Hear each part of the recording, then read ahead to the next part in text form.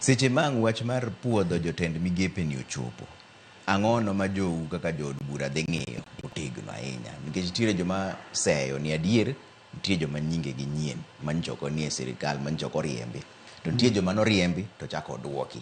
Ji koro penjo ni ka noriemb ng'ato nikech ok oti maber, jumbe ariyo kende to chako duoke.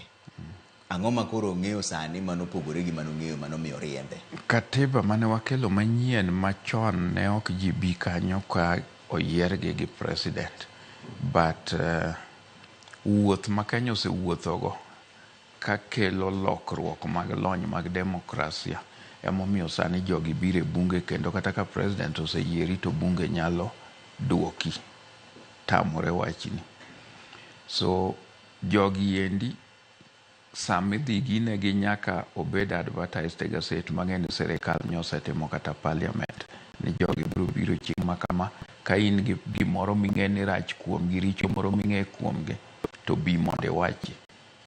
Iwinjo? So parliament biro kawo pach jopiny, not only pach MPs, jopiny, the public, ng'at man gi gimoro kuom ng'ato biro dhi and ibiro mi thuolo tiwacho gini, inya kele kendo ike piny kendo inyalo biro miwache kanyo.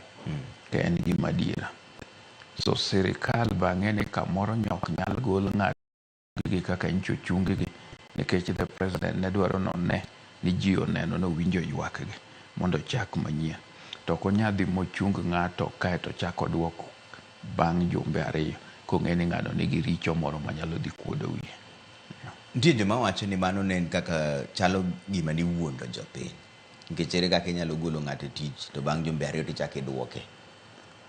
Mano Wach mar golo jotend migepe nitie power moko, nikech jopiny nyalo loso kamano to ok ginyisi ni ng'ani emiketi. Like joma nyiche nomiyo gol jogi gin jowa miluongo ni Gen Z. Botimo tich maber ma we appreciate tich magitim. To koro Gen Z wacho ni gin gionge jatendgi, gionge kabindgi, to gionge kendo party. Ting'eni kuondegi kidhiye to chama mayiero ji, kata mna bunge kanyo committees mwabedego kinya bedo kionge chama. So ere mesa minyalo bede gi jo Gen Z gi mondo gimbe wawache kata ni Gen Z ni wuoyi ni ber, onyalo dwaro gini, o show interest in this. Koro mano onge, koro ji nyalo wacho pachgi, but pachgi go may not be right. Mana kaka nyisi ni sama ne ing'ado ne Yesu buch tho, to judge manonono gino modhi moyale noyudo ni onge makosa, to koduoke to jopiny onyise ni nege.